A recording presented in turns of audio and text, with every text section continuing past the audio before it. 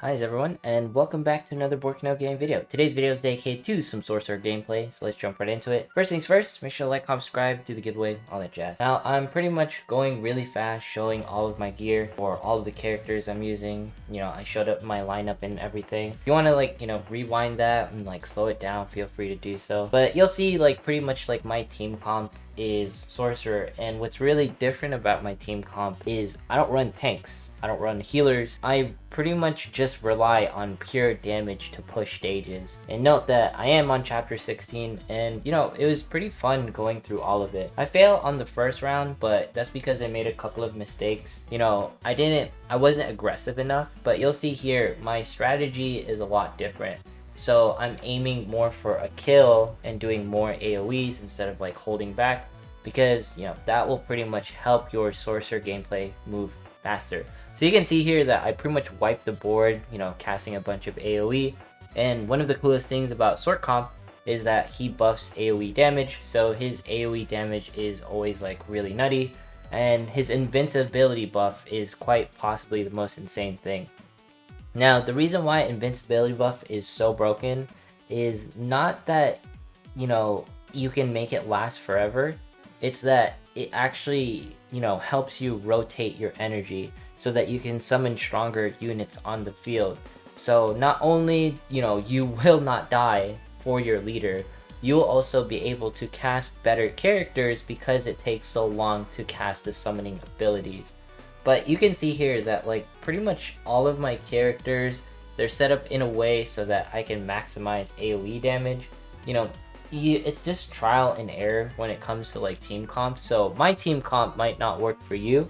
It works for me just because I'm alright, this is usually how I need to place units. Usually what's wrong for my playstyle is that when I become too defensive, it doesn't really work out for me. But once I start slamming AoE after AoE, everything works out fine. You'll see that, I'm gonna use my invincibility, and invincibility is pretty much key when it comes to most of the fights. And I love using, Kasumi and Pan. Kasumi and Pan are pretty much my heavy hitters, but at some points, Miyuki and I would say Yuffie carry just as hard. Just because the AoE, the amount of units that increase as you flow into the later chapters of the game, it only increases. So usually I do one of two things when I'm clearing chapters. I'll either sit, as in I'll wait until something crazy to happen where they summon a bunch of AoE, or I'll just drop a bunch of AoE at once. But usually it doesn't really work in my favor.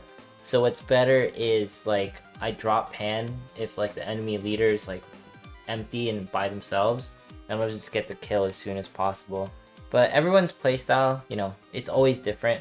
And at the end of the day, I was actually reading something today on Illusion Connect where someone made a tier list, and the tier list was, based off of the Taiwan one. And they were saying a lot of the tank meta kind of falls off, because what ends up happening in the later game is that some of the enemies hit so hard that tank meta doesn't even work, which is kind of nutty to think about. But at the same time, it sort of makes sense, because in most games, the AI tends to outscale your gear, the AI tends to just outscale your characters, so it's much harder to technically out buff them or out tank an AI. It's much easier to just be more aggressive and get faster kills.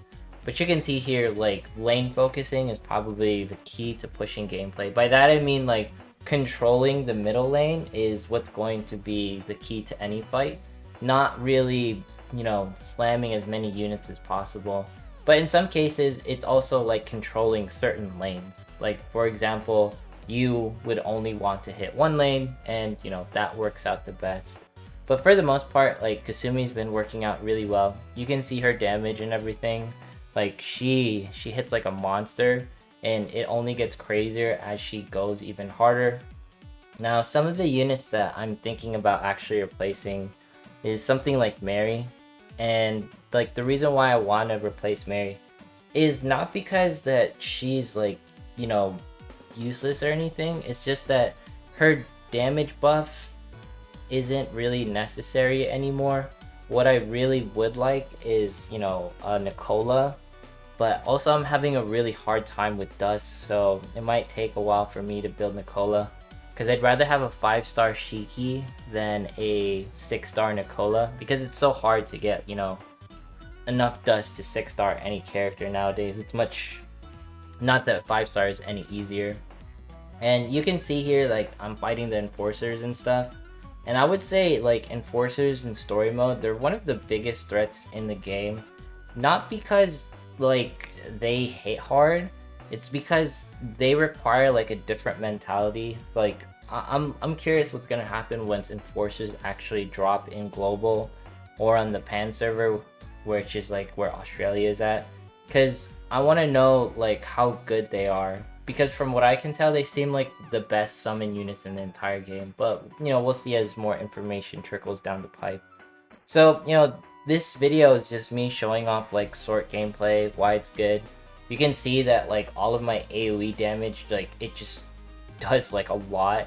And for the most part, the invincibility buff is stupid broken, because it gives me not just, you know, invincibility, but the ability to summon and stagger my units in. Sometimes you can even abuse the units being summoned in the sense of, you know, invincibility lasts 2 rounds. So what I recommend is sometimes, you know, dropping in low cost units like Chiyo is by far an easy staple to any team for Sorkov. Not because, like, she buffs Sorks and buffs the Sork leader, that's really amazing, but her low cost is really amazing in the beginning, especially when you have, like, a full Sork hand, because she just makes everything better. You know, sometimes I don't want to just drop Yuffie, because dropping Yuffie is like dropping a board wipe, and sometimes I don't want to clear the board that fast. Sometimes it's just much better to, like, wait out the round a little, scout out with Chiyo if I don't have, like, Pan or Kasumi in my hand, because, you know, I try to drop Pan and Kasumi as soon as possible if I know the enemy leader is, like, wide open to attacks. But sometimes that just doesn't work, so I end up dropping Chiyo, and Chiyo is, like, by far my favorite opening on any stage, quite particular, which is really weird because I really didn't like Chiyo as a character in the beginning, but she has been one of the greatest surprises, just like Mary. She hits really hard. Like, she hits really hard. She almost, like, always crits because of her abilities, and yeah, like, it's weird because I thought Mary is going to be my favorite, but she's slowly falling off. Maybe because I'm not investing in her as much, because I know I'm going to replace her, but pretty much it's because Mary and Chiyo compete for the same spot, essentially. And as far as, like, Nina goes, like, I saw a funny comment where someone posted, Nina is pretty much, you know, budget Kasumi. And I have to say that's pretty true, because, like, Nina pretty much wants to hit as hard as Kasumi, but she can't. But, you know, it is what it is, right? And you can see, like, Sort Comp, it's just so broken. Like, his invincibility is so broken. Like, he makes stage clearing so much easier, but I have to say, you know, 5-starring or 3-starring every single stage for Collapse Chapter 14 is pretty difficult. I highly recommend, you know, just, you know, building up a Miyuki. Like, if you haven't built Miyuki and, you know, you're going through the game, that's good. But I will say that Miyuki is pretty much useful in every single form of gameplay, and it has nothing to do with her damage. Her rage ability is just absolutely broken. Like the fact that I can stop units from ulting just saves my butt, like, so many times. Miyuki's good against, like, enemy team Miyukis. Shiki, she's been, like, a lovely surprise as I've been upgrading her. Like, I really miss Rie, but at the same time, you know, I feel like the leaders that you get in late game, they help you prolong your energy. So for example, like, the red leader that you have in the beginning is not really good for energy management because he doesn't really provide any ways for you to get energy. You know, rogue leader, he actually wants you to run a low energy comp. And then paladin leader actually gives you energy based, since, you know, you have heavy cost units. And then sorcerer leader is interesting because he lets you use higher energy units because of the invincibility buff, and, you know, he can stay out on the field longer without needing like some sort of tank or low cost unit to take a hit for him. He can actually take a couple of hits himself, and then, you know, you can slowly let it trickle in once you have like the correct energy amounts, and, you know, he can just go off.